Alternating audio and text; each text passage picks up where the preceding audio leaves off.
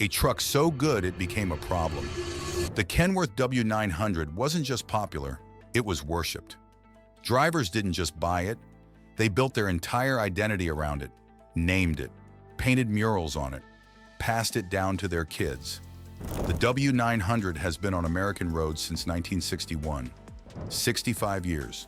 Through recessions, fuel crises, 2 Gulf Wars, and a global pandemic. It survived all of it. But here's what's happening right now in 2026 that nobody's talking about. The last 1,000 W900s ever built are being assembled and delivered as you watch this. Some are already sitting in driveways.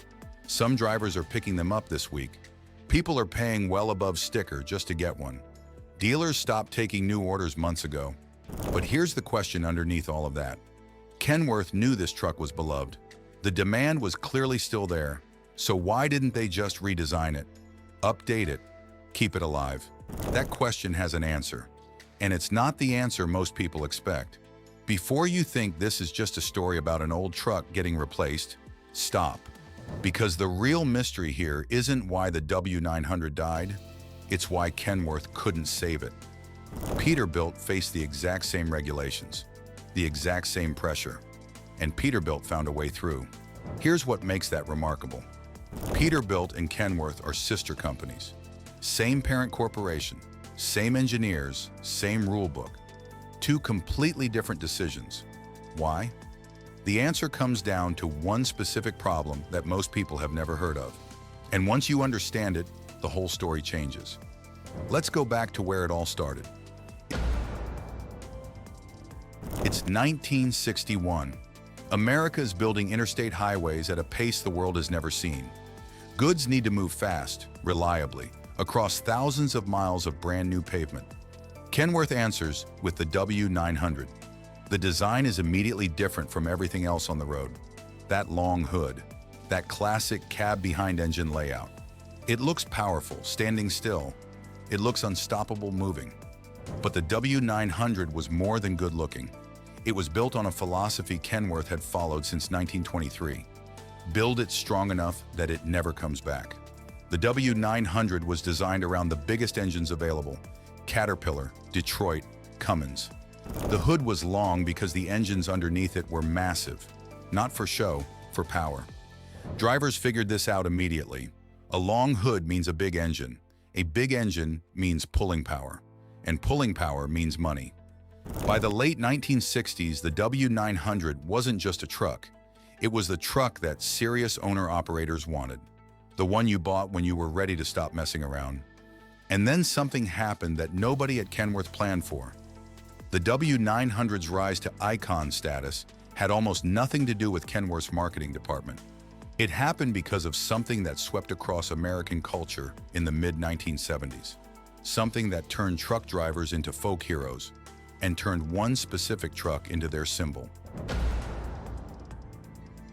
In 1975, a song called Convoy hit #1. Hollywood discovered truckers and couldn't get enough. Smokey and the Bandit, every which way but loose, over the top, and the truck at the center of all of it? Long hood, chrome stacks, classic proportions, the W900. Suddenly, truck drivers weren't just transportation workers. They were American folk heroes, and the W900 was their symbol. Owner-operators saved up for years to buy one. They customized them, named them, some painted murals on the hoods. The W900 became personal in a way that fleet trucks never were. And here's what made that cultural bond so significant to this story. It never weakened.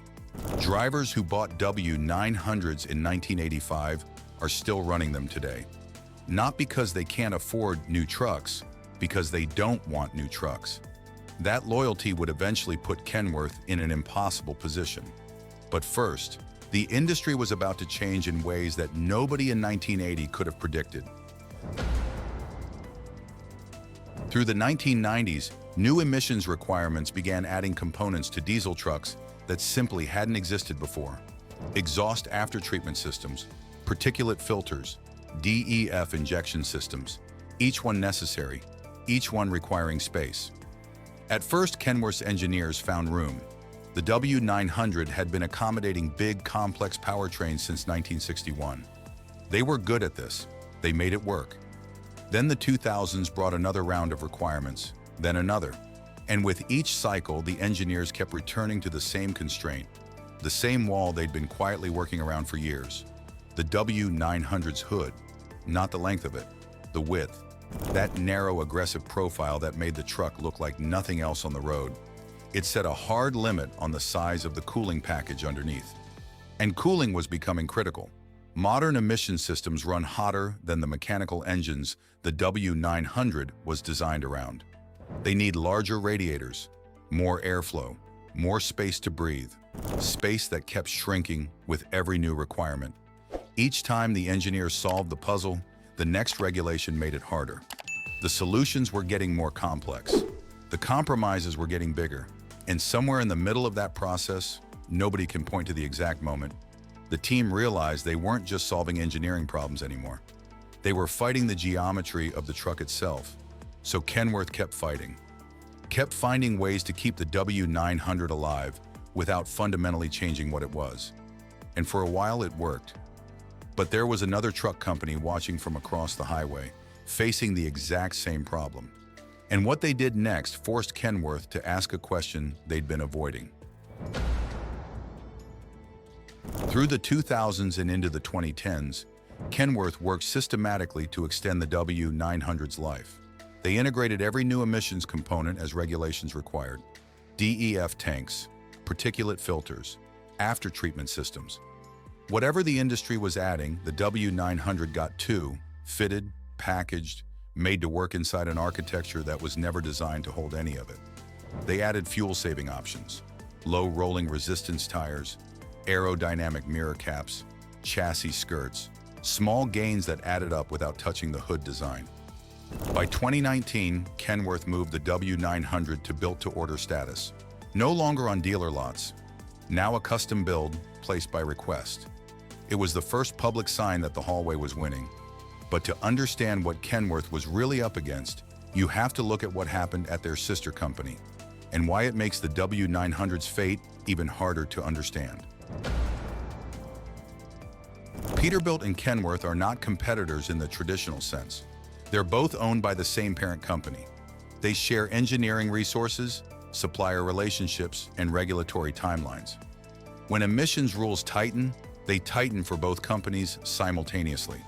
In 2023, Peterbilt faced the same pressure Kenworth was facing with the W900.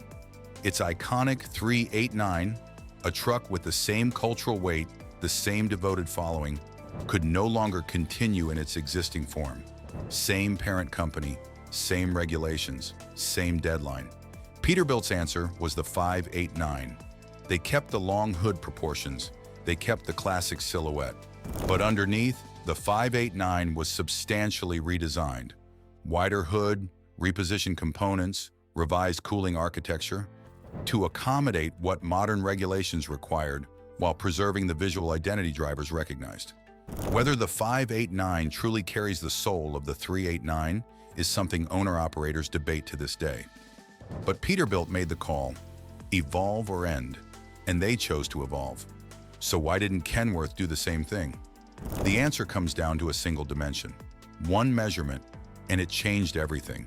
This is the part of the story nobody tells, because it's not about nostalgia. It's about geometry, about what happens when one number, one specific measurement locked into a design in 1961, becomes the thing you cannot change without losing everything. The W900's hood is narrower than the 389's. That difference, rooted in design decisions made over 60 years ago, created a packaging constraint that modern requirements eventually made impossible to work around. When Peterbilt redesigned the 389 into the 589, they widened the hood. That gave their engineers room to fit the larger cooling package that modern emission systems require. The visual change was significant. Drivers noticed, but the architecture gave them somewhere to go. The W900's architecture didn't offer the same path. To fit the cooling package that incoming EPA standards would require, specifically the tightened Phase 3 greenhouse gas rules taking full effect in 2027, which imposed stricter thermal management requirements on heavy-duty powertrains. Kenworth's engineers would have needed to widen the W900's hood substantially. And here's what that means in practice. The proportions that define the W900's appearance at a glance, the ratio of hood width to height, the silhouette that drivers recognize from a quarter-mile away, would have had to change. And Kenworth knew exactly what that would mean to the people who loved it. In the spring of 2025, Kenworth made it official. The W900 was ending. Not because demand collapsed, not because the truck had failed, because Kenworth looked at what saving it would require and made a decision that almost no manufacturer ever makes. They chose the legend over the continuation. They chose to let the W900 remain exactly what it had always been, completely and permanently, rather than produce a truck that wore the name but carried a different face. The final order window closed. 1,000 Legacy Edition W900s entered production. Loaded configurations, premium specifications, serial numbered. The kind of truck you build when you know you're building the last one and you want it to represent everything the nameplate ever stood for. Those trucks are being delivered right now. Here's what this story is really about when you step all the way back. The W900 didn't fail. It didn't get outsold. It didn't lose its following. Right up until the final order window closed, there were drivers paying above sticker to get one. It ended because of a choice, a real one, with no clean answer. Kenworth could have widened the hood, could have repackaged the cooling system, could have met the 2027 requirements and kept the W900 name alive. Peterbilt showed it was possible to find that path, but at some point Kenworth's engineers and executives looked at what that truck would become and decided that a W900 that no longer looked like a W900 wasn't worth building, that it would be worse than no W900 at all, that the drivers who loved it deserved better than a compromise wearing their truck's name. So they ended it. The Kenworth W900 has been on American roads for over 65 years. It survived everything the world threw at it. In the end, it couldn't survive becoming something else. And maybe that's not a tragedy. Maybe that's the only ending worthy of what it was. One driver said it best: "You can replace the truck. You can't replace what the truck meant." If this one hit different, hit the like button. Subscribe. We tell the full stories behind the trucks, the industries, and the people that keep America moving. See you in the next one.